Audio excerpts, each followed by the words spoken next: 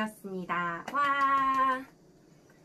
방학이 시작되긴 했지만 방학이라는 말은 사실 놓을 방자에 배울 학, 학문을 놓아버리다 라는 뜻이거든요. 근데 우리가 그 말에 충실해버리면 2학기 때도 학문을 완전히 놓아버리고 싶은 그런 충동에 휩싸일 만큼 조금은 힘들 수도 있어요. 그래서 우리가 이 방학을 좀 유익하게 보냈으면 좋겠다 하는 생각에 방학에 해봤으면 좋겠는 프로젝트를 제안하려고 합니다. 선생님이 항상 국어가 좋아요 이렇게 얘기하죠. 국어가 좋아요 라는 말은 좋아하다 라는 말과 그 한자의 돌, 조, 나, 아 이걸 합쳐서 국어를 좋아하려고 노력하면 국어가 나를 돕는다 라는 이야기로 나름대로 이제 붙여놓은 선생님의 수업 타이틀 같은 거예요. 그런데 이번 방학은 방학이 좋아요 라고 하는 나름의 타이틀로 우리가 방학이 우리 자신의 공부에 도움이 될 수 있는 그 시간을 보내길 바라는 마음으로 프로젝트를 2가지 제안해 보려고 합니다. 이미 수업 시간에 선생님이 이 프로젝트를 열심히 설명했기 때문에 그리고 홍보도 했죠. 그렇기 때문에 미리 신청해서 교재를 가지고 이 영상을 보고 있는 친구들이 있을 거예요. 선생님이 지금 6, 7, 8, 9 4개의 반에 수업을 들어가니까 그 반 학생들이 105명? 요 정도 되거든요. 근데 그 친구들 중에서 무려 40명이 현대시 또는 비문학 프로젝트에 참여하겠다고 신청을 해서 교재를 받았습니다. 선생님이 교재를 다 편집하고 인쇄하고 종이 모자라서 막 1층 교무실까지 막 열심히 내려가서 낑낑대고 막 올라오고 스태프 찍고 막 이러는 과정을 엄청 열심히 했어요. 왜냐면 40명이나 신청을 해서 열심히 하겠다고 이 방학을 그냥 놀지 않겠다고 하니까 선생님이 생각한 것보다 더 많이 신청한 거예요. 그래서 막 기분이 좋아서 막 우주우주 막 춤을 추고 싶을 정도로 사실은 기분이 좋았어요. 그런데 이 40명이 2주가 지나서도 계속 이 프로젝트를 열심히 참여해서 다 무사히 다 수행하기를 바라는 마음을 갖고 있습니다. 그러니까 모두들 처음에 그 비장한 각오로 선생님에게 신청을 했으니까 꼭 끝까지 달려주세요. 알겠죠? 그러면 수업 시간에도 선생님이 이렇게 설명을 했던 것을 굳이 또 영상으로 찍는 이유는 3가지가 있습니다.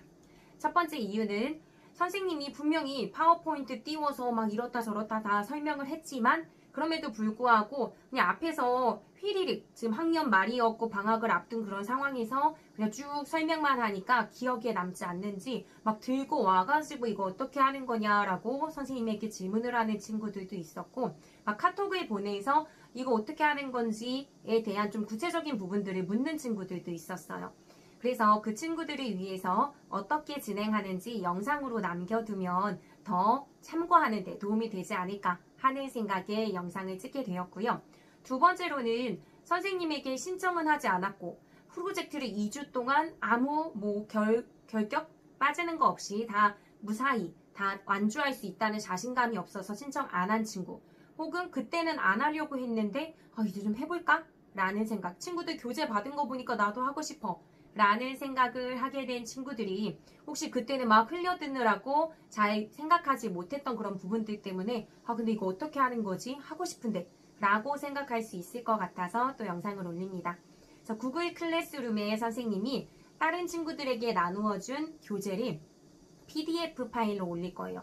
근데 이제 PDF 파일은 편집을 할 수가 없잖아요. 근데 자기가 나름대로 좀 추가로 더 공부하거나 아니면 거기에 있는 지문을 바꾸고 싶다라고 하는 경우에는 한글 파일로 내려받아야 할 거예요. 그래서 선생님이 영상에 여기 설명란 그 부분에 선생님의 블로그 주소 링크를 해둘게요. 거기에는 한글 파일이 올라갈 수 있어요. 구글 클래스룸에는 한글을 올리면 막 다 깨지더라고요. 선생님이 열심히 편집했는데. 그래서 블로그를 이제 링크해서 올릴 테니까 혹시나 나는 선생님에게 신청은 하지 않았지만 해보고 싶다 라고 생각하는 친구들은 그 자료를 내려받아서 혼자 열심히 좀 고독하게 공부하게 되겠죠. 선생님한테 뭐 카톡을 보내서 점검하고 그러는 것은 하지는 않겠지만 그런 친구들을 위해서도 영상을 만들었으니까 참고하면 좋을 것 같아요. 영상을 만든 3번째 이유 선생님의 수업을 직접 듣는 6, 7, 8, 9반 학생들이 아닌 경우에도 혹시 이번 방학은 국어 실력을 향상시키는데 나 나름대로 꾸준히 노력해보겠다 라고 결심한 친구들이 있다면 도움을 주고 싶기도 하고요. 선생님의 유튜브가 구독자가 300명이 넘었더라고요. 무슨 3,000명, 뭐 3만 명 이런 거는 아니지만 선생님이 구독자가 그래도 한 250명 정도 될 때까지만 해도 야, 선생님을 아는 우리 학교 2학년 친구들이 그냥 뭐 선생님 열심히 하시네 하고 이렇게 좀 구독을 누른다라고 생각을 했었는데 그래도 300명이 넘어갔다는 것은 선생님이 잘 모르는 선생님이 직접 수업하지 않는 친구들도 나름대로는 이거 그래도 들을만하다라고 구독을 눌러준 고마운 친구들이잖아요. 사실 막 유튜브 같은 데 보면 수업 영상 진짜 잘 찍으시고 많이 올려놓으시는 분들이 있는데 어찌 하다가 선생님 걸 구독을 했을까? 막 그게 사실 조금 궁금하기도 해요. 그런데 어쨌든 그런 친구들에게 혹시라도 도움이 되면 좋지 않을까 하는 생각에도 올립니다. 그래서 이런 모든 친구들, 또 우리 이번 여름방학을 통해서 자신의 국어 성적을 좀 많이 올려주고 싶다 하고 생각하는 친구들은 꼭 따라해봤으면 좋겠어요. 쉽지는 않을 수 있어요. 그래도 열심히 도전해보면 그래도 반드시 여름방학이 끝나고 또는 한 달, 두 달 정도 조금 지속을 하게 되면은 반드시 어느 정도는 내공이 쌓이는 것을 경험할 수 있을 거라고 믿습니다. 해볼 수 있겠죠? 그러면 본격적으로 방학이 좋아요 프로젝트의 목표와 그리고 수행 방향 또는 수행 방법에 대해서 안내하도록 하겠습니다. 방학이 좋아요 프로젝트의 목표는요. 제대로 된 글 읽기 힘 기르기라고 볼 수 있어요. 그러니까 우리가 글은 굉장히 많이 읽어요. 문제풀이 굉장히 많이 하잖아요. 그런데 그 글을 어떻게 보면은 겉만 좀 할 듯이 읽는 경우가 많은 것 같다라는 생각이 좀 들었어요. 선생님이 고등학교 시절에 비해서 여러분들이 오히려 공부도 더 많이 하는 것 같고 문제집도 진짜 많이 풀고 학원이나 이런 데도 많이 다니는데도 불구하고 선생님이 그냥 생각했을 때는 선생님 학교 다닐 때고 라떼는 말이야 막 이런 거 별로 안 좋아하긴 하는데 어쨌든 선생님이 학교 다닐 때에 비해서 조금 문장을 이해하는 능력이라든지 어휘력이라든지 이런 게 좀 많이 부족하다라는 느낌을 좀 받았어요. 그래서 좀 이런 말 하기 조심스럽기는 한데 아닌 친구들도 있을 수 있으니까. 근데 공부를 잘하는 친구들하고 막 수업을 하면서 어떤 내용을 점검하고 확인할 때도 공통적으로 발견되는 그런 문제였다고 생각해요. 선생님이 어떤 길지 않은 교직 경력에서도 그렇게 느꼈고 국어과 선생님들끼리 대화를 하면서도 좀 공감하는 부분이기도 했습니다. 아무래도 공부해야 하는 그런 양들이 굉장히 많다 보니까 친구들하고 비교하는 과정 속에서 얘는 이런 문제집도 풀었네. 나도 풀어야 될 것 같은데 막 급한 마음이 드는 거예요. 마구잡이로 막 문제들을 풀어내는 거죠. 근데 그런 과정 속에서 좀 본질적인 것을 놓치고 있지는 않을까라는 생각도 들었어요. 문제를 푸는 요령도 필요하지만 깊이 있게 내가 제대로 읽어내는 힘, 그것이 사실 우리에게 굉장히 필요하거든요. 근데 그런 부분들을 조금 간과한 채 너무 마음이 조급하고 좀 많은 양을 해야 된다고 생각하니까 그런 실수들을 범하지 않았나라는 생각도 듭니다. 그러니까 문제풀이 요령이 중요하지 않다는 건 아니에요. 근데 그것은 문제가 굉장히 깊이 나오거나 함정을 파거나 했을 때 충분히 함정에 걸려들 수 있게끔 하는 그런 부분이에요. 하나의 글을 완전하게 읽어내는 능력, 그것이 사실 꼭 필요합니다. 시간이 부족해서 막 긴 소설책이나 아니면 장편의 어떤 뭐 긴 소설을 읽어내는 것, 뭐 두꺼운 책을 읽는 것, 이런 것들이 쉽지는 않을 수 있어요. 하지만 짧은 글이라도 한 편의 작품이라도 매일매일 제대로 꾸준히 읽어내는 연습을 이번 방학 때 같이 해보는 것, 이것이 목표라고 볼 수 있습니다. 선생님이 학창시절에는 좀 제법 체육소녀였거든요. 운동 굉장히 좋아했고요. 지금도 사실 그래요. 그래서 뭐 배드민턴 같은 것들은 선생님이 그냥 아는 사람들하고 칠 때 어느 정도는 다 그냥 받아치는 수준. 하지만 그게 막 선수급은 아니고 이렇게 통통 그냥 진짜 막 경기를 치르려고 막 슉슉슉 이렇게 하는 게 아니라 그냥 포물선을 그리면서 아주 핑퐁 핑퐁 사이좋게 하는 뭐 그런 수준으로는 제법 날래게 받아치는 그 정도로 즐겁게 쳐요. 그런데 정말 오랜만에 이제 2학년 선생님들끼리 지금 한 달 정도 됐는데 매주 이제 같이 모여서 배드민턴을 쳐요. 강당에서 이제 우리 체력도 좀 관리하자 막 이렇게 하면서 좀 즐겁게 배드민턴 좋아하시는 분들이 있어서 치고 있는데 선생님은 그냥 예전 생각하고 그냥 즐겁게 그냥 통통통통 하면서 즐겁게 쳐야지 하고 막 갔어요. 갔는데 거기 체육 선생님이 계신 거예요. 근데 체육 선생님께서는 이제 저에게 가르침을 주시려고 하시는 거죠. 왜냐면 문제가 많이 발생할 거예요. 저는 그냥 근본 없이 그냥 막 치고 있으니까 뭐 서브부터 시작해서 막 서브도 뭐 저는 이렇게 던졌다가 이렇게 쾅 막 치면서 서브가 그래서 실패할 경우도 많고 막 그러면서 그냥 아무렇게나 치는데 막 그것도 나름대로 서브의 규칙이 있고 아니면 라켓으로 칠 때도 이렇게 날아오는 공, 이렇게 날아오는 공 그것마다 라켓에 치는 위치가 뭐 또 다 다르고 이것저것 방법을 막 저한테 가르쳐 주기 시작하시는 거예요. 근데 이제 선생님은 가르침 받고 싶지 않다 막 이런 생각이 조금 들더라고요. 그냥 나는 그냥 재밌게 그동안도 치고 있었는데 이걸 의식하고 치니까 막 더 안 되는 거예요. 서브도 더 안 되고 막 이렇게 치는 것도 더 안 되고 막 이래가지고 그냥 혼자 치고 싶은데 막 이렇게 생각은 들지만 그래도 옆에서 열심히 가르쳐 주시고 선생님 나름대로는 고지식한 학생이기 때문에 가르쳐 주면 또 따라서 해야 되잖아요. 그 앞에서 막 이것저것 동작들을 막 따라 했어요. 처음에 막 몇 번은 재미없어. 혼자 치고 싶어. 막 이런 생각이 막 드는 거예요. 잘 되던 것도 안 되기 시작하고 의식하니까 막 더 어색하고 막 라켓에 이렇게 칠 때는 선생님 그냥 이렇게 쳤는데 뭐 한 손을 올려서 막 이렇게 쳐야 된다고 하니까 이상해요. 이런 생각, 막 어색한 생각, 막 이런 게 들었었거든요. 막 하기 싫다 이런 생각이 들었었는데 그래도 고지식한 학생으로서 열심히 따라했어요. 이렇게 하라고 하니까 이렇게 해보고 저렇게 해보고 막 했거든요. 근데 어느 순간 보니까 원래는 못 받아치던 것들을 선생님이 이제 잘 받아치기 시작하고 또는 힘을 굉장히 좀 잘 실을 줄 알게 된 거예요. 라켓에 어떤 면에 맞아야 되는지를 알고 힘을 주는 방법을 알게 되니까 더 나가는 소리도 달라요. 막 펑펑 소리가 나면서 더 멀리 힘있게 쭉쭉 뻗어나가는 거예요. 그래서 선생님이 이제 막 그냥 배드민턴 뭐 약수터의 그냥 최고봉 정도를 꿈꿨다면 그것도 꿈꾸진 않았지만 뭐그 정도 했다면 지금은 이제 선생님 학교에 뭐 여교사 베스트 1 이런 거를 이제 꿈꿀 수 있을 정도로 정말 짜릿짜릿하게 좀 재밌게 치고 있어요.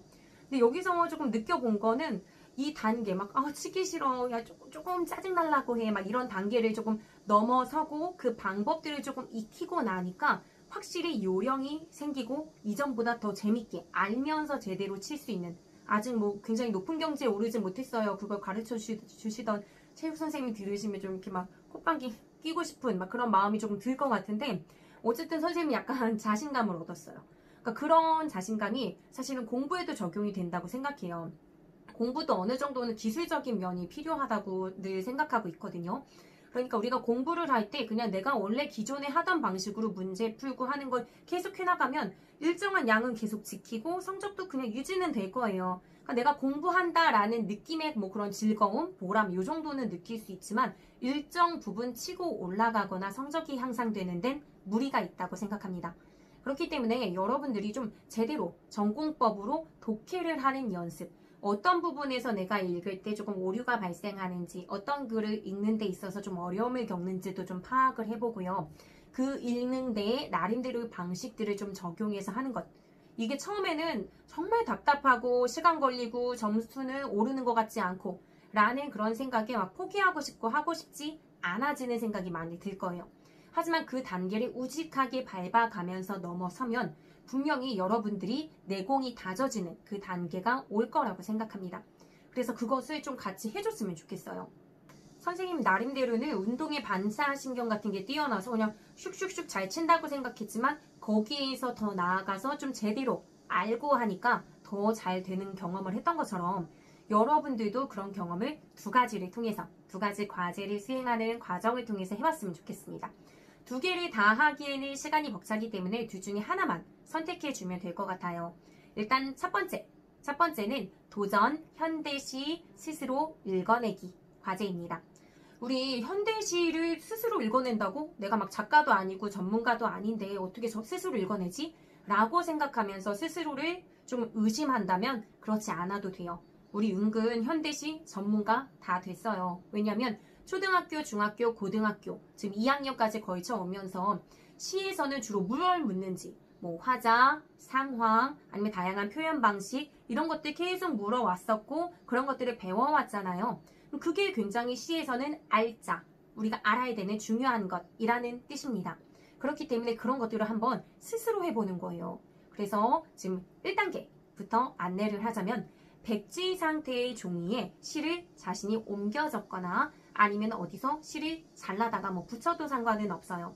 그래서 아무것도 해설이 없는 상태의 시를 두고요. 찬찬히 꼼꼼히 읽어나가는 거예요. 일단은 읽기부터 시작하고 그런 다음에 시에서 자주 물었었던 것. 뭐 시의 화자라든지 대상이라든지 상황이라든지 이런 것들을 스스로 파악하고 분위기는 어떠한지 이런 것들도 생각해 보는 거예요. 그러면 은근히 어쨌든 하나의 작품이라는 것은 작가가 독자에게 자신의 생각을 전달하는 의사소통의 과정이기 때문에 상대방이 나에게 말을 건넨다라고 생각하면서 그럼 무슨 말을 하는 거지? 왜 하는 거지? 라는 것을 자꾸자꾸 소통의 과정이라고 생각하고 내가 그냥 그것을 받아들이고 듣고 이해한다는 그런 생각으로 쭉 편하게 읽어주세요. 그러면서 필요한 부분이 있다면 메모를 해나가는 거죠. 메모를 하다 보면 어떤 친구들은 이게 그냥 막연하게 내가 알고 있고 머릿속에 다 있는 것. 화자는 어떤 거야? 뭐 이렇게 생각했다고 나는 여겼었는데 글로 쓰다 보니까 잘 못 쓰겠어. 그렇다는 것은 좀 개념이 확실하게 잡히지 않았거나 그것을 분명하게 이해하지 못한다는 이야기거든요. 그렇기 때문에 그걸 쓰는 과정에서 나는 막연하게 안다고 생각했던 것들을 잘 모르는 것이라고 인지하게 될 수 있어요. 그럼 그건 또 나름대로는 큰 소득이죠. 또는 나는 그냥 막연하게 안다고 생각하거나 내가 뭘 알겠어 라고 생각했다가 쓰다 보니까 화자는 이런 생각하는 것 같네, 아니면 화자는 지금 이런 상황에 놓여 있네, 이런 시 구절을 보다 보니까 이런 내용을 담고 있는 것 같네 라고 막 쓰다 보니까 더 머릿속에 들어오는 거예요. 생각에 꼬리를 물게 되는 거죠. 글을 쓰다 보면 오히려 생각이 명료해지는 것 같은 느낌을 받을 때가 있는데 그런 과정을 여러분들이 경험할 수 있지 않을까라는 생각이 들어요. 선생님이 고3 때 공부를 할 때는요, 진짜 많은 작품, 현대시나 현대소설이나 스필이나 이런 것들을 최대한 많이 봐야 된다라는 어떤 강박에 시달렸던 것 같아요. 그래서 수능 전까지 하루에 뭐 3편에서 4편 꼬박 보면은 그 자습서, 막 이렇게 문제집 같은 거 보면 그 시들이 굉장히 막 빼곡하게 들어있고 막 깨알같이 막 해설되어 있는 그런 문제집들이 있잖아요. 선생님은 그걸 사다가 이걸 수능 때까지는 반드시 내가 다 풀 거야 라는 목표로 공부를 했었어요. 그런데 수능날 그게 기억에 남겠어요? 그 많은 걸 다 머릿속에 그냥 강제로 우겨 넣으려고 할 때 다른 공부도 해야 되니까 자연스럽게 막 다 빠져나가고 있었을 거 아니에요. 내 어떤 공부할 수 있는 그런 양에는 한계가 있으니까. 그렇기 때문에 크게 득을 보지 못했어요. 그런데 선생님이 대학 때는 임용시험을 준비해야 되잖아요. 임용시험은 거의 대부분의 문학작품들이 다 범위라고 생각해야 되는데 그것들이 그냥 객관식으로 찍어도 될 만큼의 문제로 나오는 게 아니라 서술형으로 제가 완전히 이해해서 설명할 수 있게끔 할 수 있는 그런 교사의 자질, 이걸 갖고 있느냐라는 문제가 나오는 거기 때문에 완전히 조금 내가 이해하듯이 받아들이고 설명을 해줘야 돼요. 근데 나 고등학교 때 이미 실패의 경험이 있잖아요. 그렇게 막 양치기로 공부하는 게 소득이 없었다, 효과가 없었다라는 것을 알았기 때문에 고민했어요. 어떤 공부 방법으로 해야 이 많은 작품에 대해서 내가 답을 할 수 있을까? 그때 선생님이 이제 생각한 게 이 모든 것을 다 머릿속에 넣어야 된다는 어떤 강박을 버리자라는 생각을 하게 됐어요. 어떤 문학을 읽는 것은 결국은 그 글을 쓴 사람과의 소통의 과정이니까 그걸 읽어내는 어떤 방식의 큰 틀을 내가 좀 깨치기만 하면 그 요령을 전체적인 부분에 있어서 글을 읽어내는 어떤 방식을 내가 충분히 습득하기만 하면 내가 모르는 작품이 나와도 읽어낼 수 있을 거야 라고 생각하기로 한 거죠. 그래서 그때부터 이렇게 했어요. 백지에 내가 시를 적어놓고 그것을 내 나름대로 분석하고 해석해 보는 거예요. 그러면은 그런 부분에 있어서 처음엔 조금 어려워요. 그렇기 때문에 처음에 시작할 때는 좀 만만한 작품, 우리 1학년 때 배웠거나 1학기 때 배웠던 작품을 먼저 뭐 자습서 없이 혼자 좀 떠오르는 대로 아니면 내가 주관대로 좀 흘러가는 대로 해석을 하면서 떠오르는 대로 메모를 해보는 거예요. 그런 과정을 거치게 되면 아무래도 조금 여러분들이 나중에는 자신감을 갖게 될 거예요. 이렇게 여러분이 어떤 시의 정서나 흐름이나 분위기를 어느 정도 파악해서 메모를 해봤다면 그것들은 사실 일상적인 용어로 다루진 않잖아요. 시의 경우는 시에만 특화되어 있는 어떤 언어, 뭐 비유, 역설, 반어, 함축, 무슨 다양한 이미지, 공감각적 심상 뭐 이런 다양한 표현들이 있을 텐데요. 그 표현 방식들을 한번 찾아보는 거예요. 그건 사실 찾는 데는 그렇게 어렵지는 않잖아요. 선생님이 수업하면서 보면 뭐 이거 무슨 표현 방식이 쓰였지? 하면 역설이요, 뭐 반어요 이런 대답들은 그래도 고르게 다 잘하는 편이더라고요. 그래서 그런 부분들을 한번 찾아보고 그럼 왜 이런 표현 방식을 썼지? 이건 사실 일상적인 말하기에서는 자연스럽지 않은 표현 방식들이 대부분이잖아요. 그럼 그걸 썼을 때 일상적 말하기보다 더 효과가 탁월하기 때문에 사용을 한 걸 거예요. 그럼 여러분들은요, 뭐 역설의 경우는 이런 효과, 반어의 경우는 이런 효과, 이런 것을 기계적으로 외울 생각을 하지 않고 전체적으로 시의 분위기나 내용을 살펴봤으니까 그 표현 효과가 어떤 표현 방식, 어떤 효과를 갖고 있는지를 자꾸 스스로 생각해 주려고 하는 거예요. 얘는 왜 이렇게 얘기했지? 이렇게 말함으로써 원래 그냥 얘기하는 것보다 어떤 효과가 더 있을까? 이런 것들을 자꾸 생각해 주면서 메모해보고 그리고 내가 이렇게 사용한 표현 방식이 맞는지 나중에 점검은 해야겠죠. 이런 게 사실은 조금 가능하려면은 시에 관련된 다양한 개념들에 대해서 고등학교 1학년 그리고 우리 지난 학기 뭐 중학교 이때 배웠던 게 머릿속엔 잘 들어가 있어야 돼요. 근데 만약에 나는 이게 너무나 안 되어 있다 라고 하는 경우에는 뭐 예를 들면 EBS의 윤혜정 선생님의 개념의 나비효과 같은 그런 강좌가 굉장히 그 개념이 잘 돼 있잖아요. 그런 부분에 시에 대한 설명 부분을 조금 한번 여러분들이 다시 한번 수강을 하거나 공짜니까 열심히 한번 들어보고 나서 이 프로젝트를 수행할 것을 권해요. 그냥 시작하면 조금 막연하고 정말 제대로 된 공부가 안 될 수 있거든요. 어쨌든 지금 선생님이 얘기하는 건 그런 기본적인 개념이 좀 그래도 어느 정도 되어 있다 라는 전제하에 이야기하는 겁니다. 그래서 이런 다양한 표현 방식에 대해서 여러분들이 스스로 찾아내고 이제 봤다면 그것들이 맞는지 틀린지 이걸 점검해 볼 필요는 있죠. 그래서 그 다음 단계에서 뭘 해주면 좋으냐면요. 이 작품에 대해서 설명해 놓은 자습서나 해설서 아니면 이런 거 보지 말랬잖아요. 막 이렇게 이제 생각이 든다면 뭐 그때 검색을 해볼 수도 있어요. 그러니까 진짜 자세히 여기저기서 이제 설명들이 많이 나와 있잖아요. 그러니까 그 부분들을 맹신하라는 이야기는 아니고요. 그것도 막 달달달 외우는 것은 의미가 없고요. 여러분들이 일단은 최대치로 뽑아내서 지금 선생님이 여러분에게 준 학습지 이것저것 막 적어놨을 거 아니에요.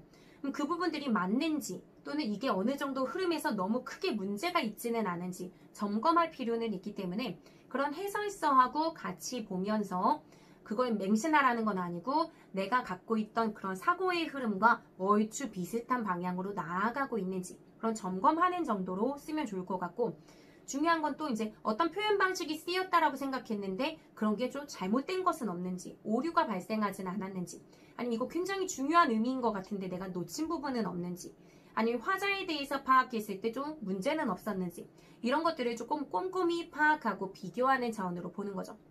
그러면 만약에 여러분이 혼자 공부했으면 지금 2단계 자습서나 해설서를 보는 단계부터 시작을 해버렸을 거예요. 그런데 이렇게 하지 않고 앞에 내가 먼저 스스로 읽고 생각하는 단계를 거치게 되면 여기 지금 자습서의 내용을 살펴볼 때 훨씬 더 기억에 잘 남고 이해가 되면서 나중에 다시 보더라도 여러분들이 쉽게 내가 생각했던 사고의 과정이 있기 때문에 더 내용이 잘 떠오를 겁니다. 그럼 공부의 효과도 더 크게 될 거고요. 이렇게 되면서 공부하는 것을 거듭하다 보면 나중에는 내가 그래도 해석하는 게 전혀 엉터리는 아니야. 또는 비슷하게 닮아있는 부분도 있었어 하는 데에서 자신감을 얻게 돼요. 그렇게 되면 나중에 수능이나 아니면 모의고사에서 모르는 작품이 나오더라도 쫄지 않고 덤벼볼 수 있는 그런 자신감이 생깁니다.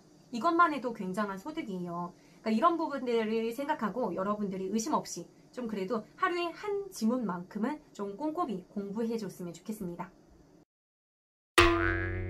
선생님이 조금 걱정이 되는 것은 이 단계에서 역시 나는 그냥 고2 18살에 불과해. 이 자습서님이 대단해. 이런 식으로 생각하면서 나를 굉장히 나는 진짜 별거 아니었어. 나 해석도 잘 못해. 이렇게 자신감을 하락시키라는 그런 의도로 추천하는 게 아니에요. 그러니까 처음에는 우리가 완전하게 그렇게 해석을 제대로 잘할 거라면 이런 단계를 거치면서 공부할 필요가 없을 수도 있죠. 우리는 부족하다는 것을 인지하고 내가 그냥 막연하게 알 거라고 생각했던 것도 써보니까 난 저번에 다 이해했다고 생각했는데 아니었네? 라는 것을 조금 깨닫는 것도 사실은 중요하잖아요. 그리고 내가 그냥 머릿속으로 막연하게 이해했던 것들이 자습서에서는 시험에 출제될 만한 전문적인 용어를 통해서 설명하거든요.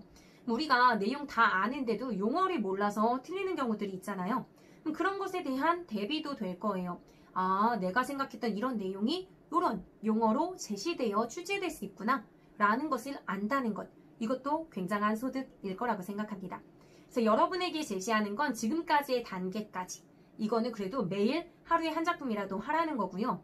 이 이후에 제시하는 것은 권장사항이에요. 하면 참 좋겠구나 하는 그런 단계랄까요. 그 다음 단계로 여러분이 했으면 좋겠다라고 생각하는 것은 그래도 우리가 결과적으로는 수능을 치러야 되기 때문에 이런 작품에 대해서 어떤 식으로 문제가 나오는지 문제를 좀 찾아서 풀어보면 좋겠다라고 하는 거예요. 그래서 문제를 통해서 풀다 보면은 문제들은 대부분 굉장히 중요하다라고 생각하는 핵심 내용을 집어넣기 때문에 내가 혹시 빠뜨리고 이해하지 못한 내용은 없는지 이런 것들을 점검할 수 있는 중요한 계기가 되죠. 그런 다음에 그 다음 단계에서는 문제를 푼 것들을 바탕으로 해서 새롭게 알게 된 것이나 또는 하면 굉장히 바람직할 텐데 지금 친구들이랑 같이 하는 경우가 있을 수 있잖아요. 지금 40명이나 같이 받아갔으니까 그중에 현대시랑 비문학으로 나뉘긴 하지만 그래서 뭐 같은 작품을 공부하기로 일정을 같이 짜서 스스로 알아서 공부한 다음에 그 시를 가지고 이야기를 나눠보는 거예요. 나는 이거 화자가 어떤 태도를 갖고 있다고 생각했어. 왜냐하면 시행이나 시구에서 어떤 부분이 단서로 나왔기 때문에 나는 화자는 이런 태도를 가진 사람, 시 전체는 이런 뭐 가치관이나 아니면 분위기를 갖고 있는 것이라고 생각했어 라고 얘기를 나누면 친구는 또 생각이 다를 수 있고 친구가 생각한 근거가 다를 수 있잖아요. 그런 것들을 의견을 나누고 토의하는 과정 속에서 내가 생각이 조금 더 명료해지거나 내 사고의 과정을 점검할 수 있는 면도 있어요. 그래서 그런 부분 또는 자습서를 통해서 새롭게 알게 된 부분 그런 것들을 한 번은 명료하게 정리할 필요가 있겠죠. 그래서 여러분 교재에 스텝 6라고 되어 있는 부분에는 한번 다시 깔끔하게 정리해 보는 거예요. 첫 번째 정리되어 있던 것에는 여러분이 막 메모해봤고 자습서에 있는 거 정리해봤고 이것저것 약간은 끼적끼적거리듯이 정리했잖아요. 그러면 이번 스텝 6 같은 경우에는 완전히 전체 내용을 한번 내가 불필요한 것은 빼고 중요하다는 것은 넣고 의미 있다고 생각하는 것은 색깔을 조금 달리하기도 하면서 하나의 장면에 한 작품을 완전히 잘 들어올 수 있게 그렇게 해주면 나중에 복습을 하거나 다시 볼 때 더 단시간에 파악을 하는 데 도움이 되겠죠. 그러니까 그렇게 하라고 넣어둔 거고요. 스텝 7, 일곱 번째의 경우는요. 관련된 문제를 나중에 지금 말고 나중에 또 막 시간이 지나서 3학년 때가 될 수도 있고 아니면 뭐 2학기가 될 수도 있을 텐데 혼자 학원 문제를 풀든 문제집을 찾아서 풀든 모의고사를 풀든 풀다가 아주 운이 좋게 지금 공부한 작품이 나왔어요. 관련된 문제를 풀었을 때 그 문제를 스크랩해서 붙여놓을 수도 있고 아니면은 뭐 필요한 내용만 메모해서 적어둘 수도 있겠죠. 그렇게 해서 계속 집어넣다 보면은 나중에 한 작품과 관련된 내용이 여기저기 분산되어 있어서 막 여기서도 공부했다가 저기서도 공부했다가 내가 공부를 했었는지 안 했는지 막 혼란스럽거나 하지 않고요. 하나의 정리된 파일에 이것만 정리가 될 수 있으니까 이 작품 내가 공부했었으면 딱 여기만 와서 찾아보면 관련된 문제나 내용이 다 있는 거죠. 그렇게 해서 점차점차 단권화해가는 그런 과정을 가지면 좋겠다라고 생각해서 지금 7단계 좀 많죠. 그 단계를 넣어놨어요. 그래서 이 단계를 나중에까지 생각했을 때 꾸준히 밟아가면 굉장히 도움이 되지 않을까 하는 생각이 듭니다.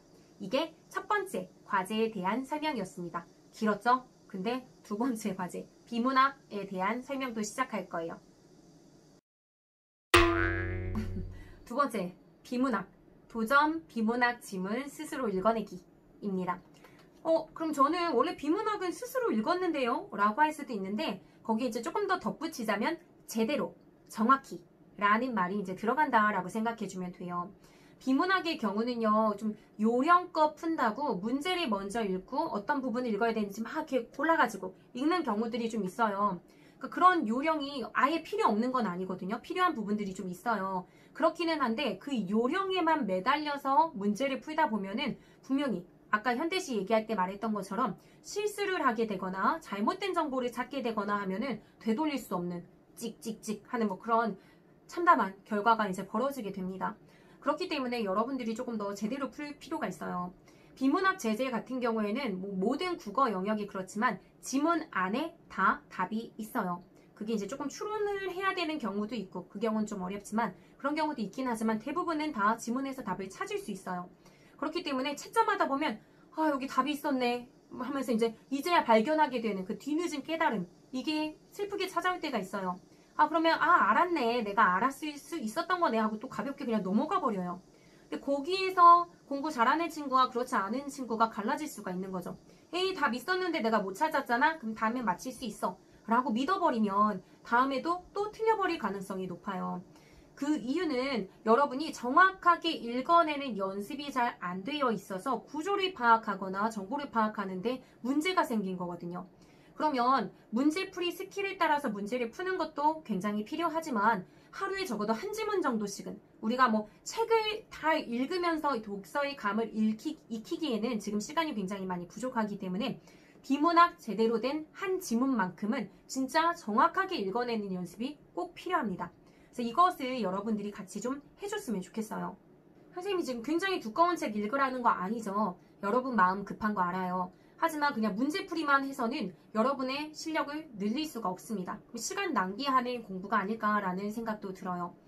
비문학 영역은 다양하잖아요. 뭐 기술, 과학 지문부터 이건 선생님도 굉장히 좀 어려움을 경험하기는 하는데 어쨌든 뭐 언어, 인문, 역사, 철학 다양한 지문의 글이 다루어지기 때문에 그런 글들을 스스로 정확히 꼼꼼히 읽어가는 그런 과정 속에서 각각의 영역을 어떻게 접근하는 게 나에게 좀 더 맞는 방법인지를 체득해야 돼요. 다양한 공부 방법들이 여기저기 많이 나와 있지만 그리고 나름대로 효과가 있을 수 있지만 나는 또 다른 사람들과는 다르잖아요. 그러니까 공부 방법은 내가 진짜 많이 다양하게 읽고 공부해 보면서 그걸 부딪혀보고 맞는 방법을 찾을 수밖에 없어요. 그러니까 글을 읽는다는 건 사실은 어느 정도 감이 필요해요. 근데 이 감이 필요하다고 하면 오해하는 친구들은 어떠냐면은 그럼 나는 독서에 감이 없고요. 어린 시절에 책을 안 읽었기 때문에 감 없습니다. 그러니까 포기. 이렇게 이제 생각을 할 수 있거든요. 근데 그러면 안 돼요.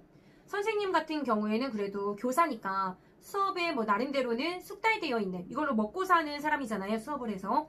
수업을 매번 하다가 이렇게 방학이 시작이 되죠. 그럼 뭐 2주 정도에서 뭐 3주 이렇게 수업을 하지 않게 되는 거잖아요. 뭐 나름대로는 연수도 듣고 공부하고 다음 학기 수업 준비를 하기는 하지만 공적인 말하기는 안 하는 거예요. 선생님 남편에게 얘기하거나 아이한테 얘기할 때도 그랬잖아. 뭐 처음, 끝, 뭐 중간 뭐 이런 식으로 하면서 막 나눠갖고 설명하거나 하지는 않는단 말이에요. 목소리도 그냥 일상적인 말하기고 이렇게 막 공식적인 말하기를 하지 않기 때문에 2, 3주 정도 지나고 교실로 가면 평소에 잘하거나 떠올랐던 그 단어들이 떠오르지 않고요. 말이 자연스럽게 입에 붙지 않아서 막 버벅버벅하는 버퍼링 현상이 막 여기서 벌어지는 그런 경험을 하곤 합니다. 뭐 2, 3일 정도 지나면 좀 나아지긴 하지만요. 그러니까 나름대로는 수업의 전문가라고 할 수 있는 그런 선생님도 수업을 한동안 안 하면 감을 잃어버려요. 그 말은 뭐냐면은요. 언어 영역을 굉장히 잘하고 언어적인 감이 뛰어난 친구들도요. 이걸 간과하고 매일매일 공부하지 않으면 감이 떨어진다는 얘기예요. 언어 성적, 국어 성적 잘 안 올라요 라고 하면서 상담을 요청해서 얘기를 나누다 보면 친구들 대부분이 영어, 수학은 매일매일 하지만 국어를 매일매일 공들여서 하는 친구 많지 않더라고요. 몰아치기를 하는데 언어 감이라는 거 알잖아요. 알면은 그 감을 잃지 않으려면 매일매일 해야 되는 거예요. 아주 적은 양이라도. 그러면 선생님 잘하던 사람들이 감을 잃지 않기 위해서 매일 하는 건 이해하겠는데 전 감이 없다니까요. 이렇게 생각하는 경우도 있을 것 같아요. 근데 그 감이라는 것은요.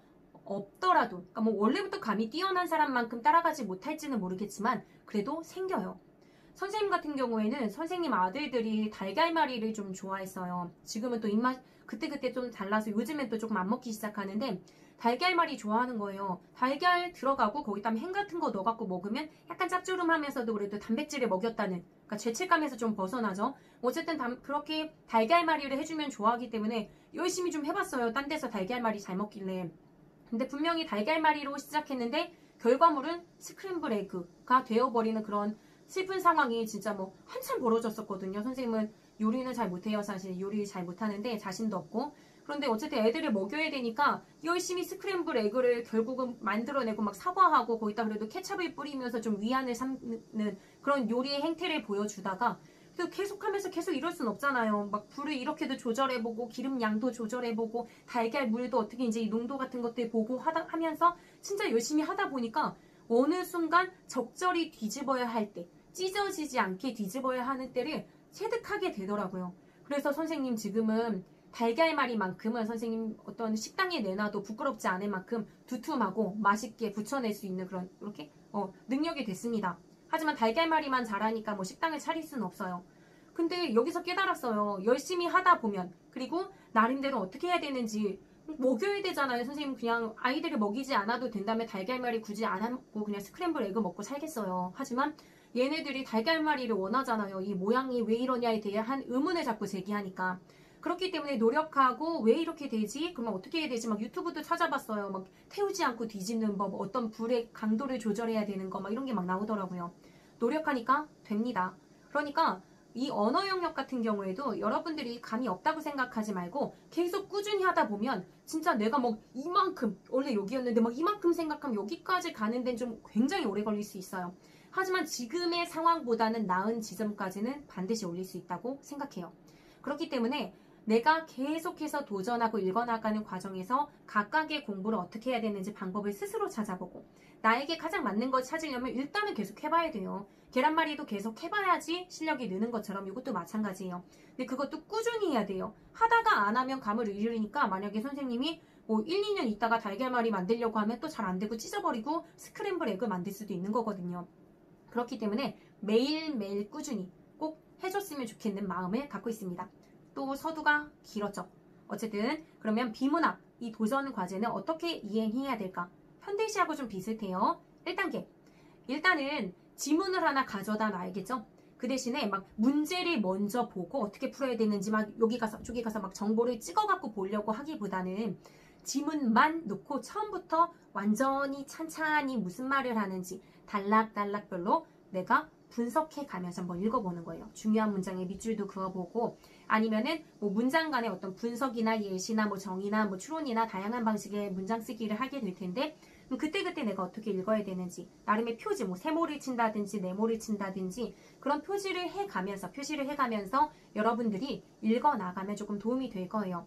그런 과정으로 읽되 아무 글이나 읽지 말고 가능하면 수능이나 모의평가 기출 그런 경우에는 글 자체가 굉장히 완결도가 높고 조금 여러분들에게 오류가 없이 읽어낼 수 있는 그런 좀 좋은 지문이거든요. 그래서 그런 것을 가져다가 읽을 것을 권해요. 그래서 선생님이 현대식 교재 같은 경우에는 그냥 비워놨죠. 알아서 니들 어쨌든 여러분들이 좋은 시를 넣어다가 해라 라고 한 건데 비문학의 경우는 그런 지문들을 구해다가 넣고 하는 그런 과정이 조금 어려울 것 같아서 일단 2주간의 프로젝트에 해당이 되는 14개의 지문은 2010년, 2009년, 2008년 여러분이 뭐 몇 개년 기출문제집에서 아직 접해보지 않았을 것 같은 약간 좀 예전 그런 문제들을 가져다가 편집해서 넣어놨어요. 그러니까 여러분들이 일단은 그 지문을 꼼꼼하게 읽어보세요. 단락을 나누어 보고 각각의 단락에서 무슨 얘기를 하는지 파악하고 그런 과정 속에서 구조도를 작성해 보는 거예요. 마인드맵이든 아니면 뭐 대조를 하는 글쓰기 방식은 도표를 통해서 뭐 표현하기가 굉장히 좋잖아요. 그러니까 전체를 내가 이해한 방식으로 이게 뭐 죽이 되든 밥이 되든 최대한 결과물로 구조도로 만들어 보는 거예요. 여러분 지금 교재로 나눠준 건 구조도가 굉장히 크게 막 한 페이지 가득 구조도 작성하게 되어 있는데 이거 다 하는 게 아니라 요만큼만 요 반 정도만 해주세요. 왜냐면은 글 자체가 요 정도인데 구조도가 이렇게 클 순 없잖아요. 그러니까 최대한 내용을 잘 담아낼 수 있는 알짜들을 담아서 구조도 절반 정도 이제 작성해 보는 거예요. 구조도를 다 작성했으면 문제를 풀어보도록 합니다. 선생님이 교재에 문제도 같이 실어놨어요. 그리고 그 아래에는 이제 정답 번호도 같이 넣어놨는데 정답을 보기에 앞서서 일단 내가 최대한 내용을 파악했으니까 그걸 이제 문제에서 내가 잘 이해했는지 점검을 하는 거예요. 점검하면서 무슨 점검도 할 수 있냐면요. 대부분 문제에서는 그 지문 자체에 굉장히 중요하다라고 하는 것들은 다 문제로 대부분 출제를 하거든요. 근데 내 구조도에 없거나 내가 중요하다고 생각하지 않은 게 문제로 나왔다는 건 내가 중요도를 파악하는데 약간 문제가 있었다. 어떤 걸 빠뜨렸다, 누락시켰다 라는 의미가 됩니다. 그렇기 때문에 그러면 내가 왜 이 부분을 빠뜨렸지? 이게 뭐 그러나, 하지만 또는 그런데 이런 전환의 표지라든지 좀 중요한 힌트, 문제에 나와 있는, 지문에 나와 있는 그 단서를 놓치고 간 것은 아닐까? 이런 것들을 점검해야 돼요. 이런 걸 점검하는 과정 속에서 내가 글을 읽어가는 어떤 정확도라든지 치밀함이 높아지는 거죠. 그래서 문제를 통해서 점검을 하고 빠뜨린 건 없는지 파악하는 그런 과정을 반드시 거치면 좋겠습니다. 그런 다음에 자습서나 해설서, 요즘에 기출문제 해설서 진짜 자세하게 나와 있더라고요. 선생님 고등학교 때는 조그맣게 막 진짜 중요 내용 정도만 나와 있었는데 지금은 문항별로 거의 뭐 말을 건네듯이 아니면 전년도 합격자의 뭐 어떤 설명 이런 것까지 해서 문제보다 해설이 더 많을 정도로 해설이 되어 있는데요. 그런 부분을 막 달달달 외우거나 그 지식을 머리에 다 우겨 넣으란 얘기는 아니에요. 다만 내가 이해하면서 했던 사고의 흐름이 있죠. 그 흐름과 지금 이 해설서에서 말하는 흐름이 비교적 방향이 일치하는지 정도 점검하는 걸로 봐주세요. 우리가 거기에 나와 있는 설명대로 배경 지식을 전부 다 넣고 막 밑줄 그으면서 학습하는 건 사실은 큰 의미가 없잖아요. 어떤 제재가 나올지, 어떤 수준의 글이 나올지, 어떤 영역에서 어떤 내용이 나올지는 우리가 알 수 없는 거니까.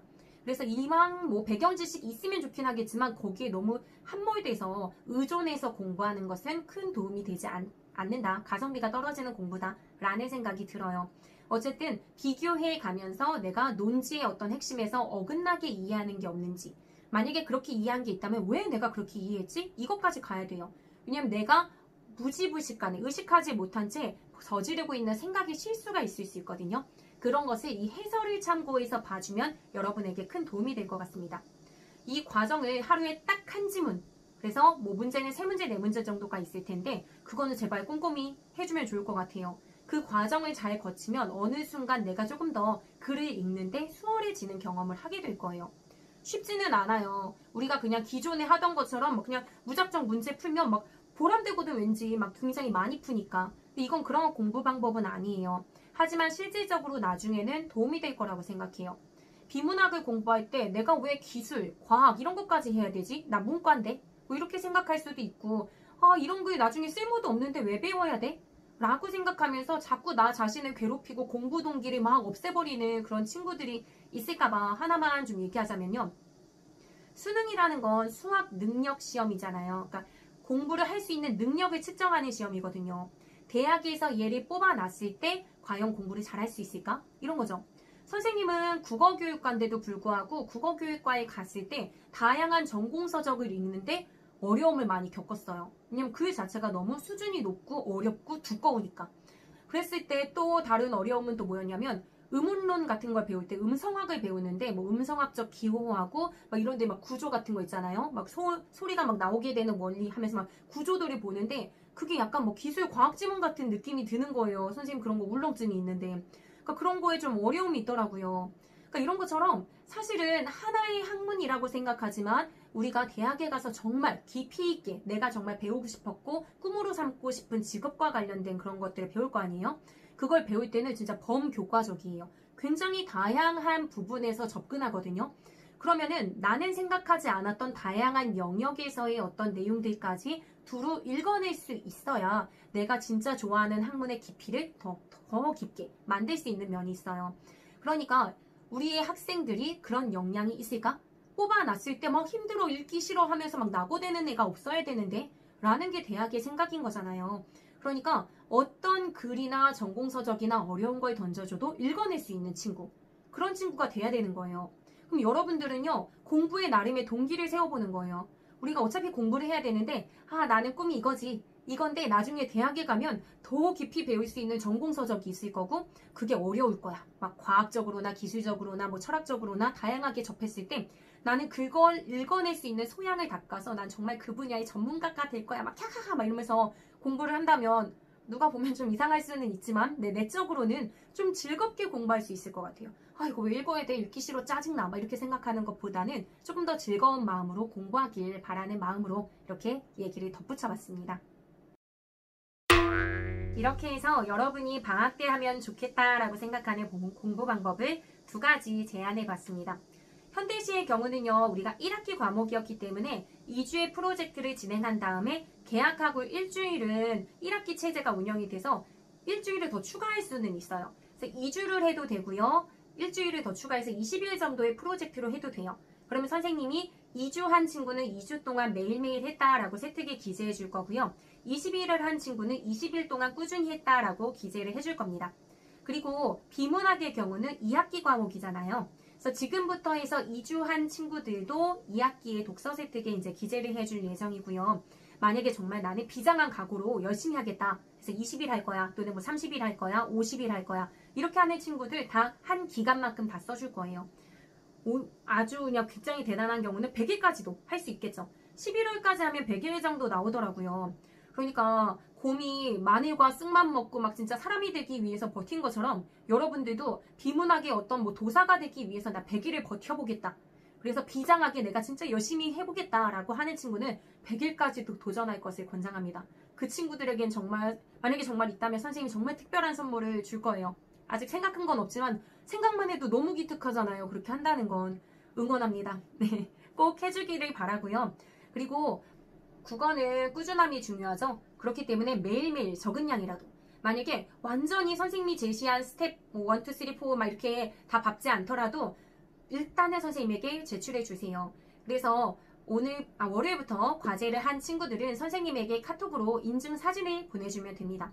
자정까지 꼭 보내줘야 되고요. 자정까지 보내지 않으면 원아웃. 그러니까 얄짤 없어요. 이거는 그냥 다 엄하게 한다라고 생각하고 여러분들이 지켜주세요. 그래서 투아웃까지는 봐주지만 세 번째까지 자정 넘기거나 안 하게 되면은 그 친구는 그냥 자연스럽게 이 프로젝트에서 그냥 청산 안 하는 걸로 그렇게 이제 생각할 테니까 여러분들이 꾸준히 잘 해주셔야 돼요. 그래서 만약에 이제 뭐 선생님이 직접 수업에 들어가지 않는 친구들인데 이걸 한번 해보고 싶다 라고 하는 경우에는 선생님 블로그에서 자료를 받아다가 하시면 될 것 같아요. 그래서 거기서 자료를 받아다가 여러분들이 뭐 과제를 하고 댓글에다가 매일매일 한 뭐 그런 날짜나 이런 것들을 일지를 남겨주면 선생님이 진짜 격하게 응원하도록 하겠습니다. 지금 선생님한테 신청한 40명의 친구 선생님 진짜 열심히 막 교재 막 복사하고 다 찝고 그랬단 말이에요. 막 땀 에어컨을 막 안 튼 그 교무실에서 막 땀 찔찔 흘리면서 했어요. 또 생색을 내서. 그러니까 열심히 이 40명 모두 마지막까지 살아남기를 선생님이 응원하겠습니다. 방학을 그래도 자신을 성장시키기 위한 좋은 시간으로 보내겠다라고 결심한 친구들이니까 꼭 끝까지 노력해서 방학이 정말 좋아질 수 있도록 나중에 다시 봤을 때 이번 방학 정말 잘 보냈어 라고 생각이 들 수 있도록 열심히 했으면 좋겠습니다. 선생님이 응원할게요. 화이팅!